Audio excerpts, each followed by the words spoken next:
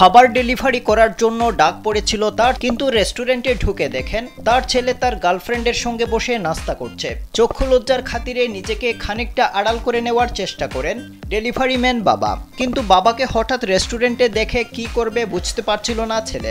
তাই বাবা ইশারা করে ছেলেকে চুপচাপ প্রেমিকার সঙ্গে বসে থাকার নির্দেশ দেন, কিন্তু কে শুনে কার কথা।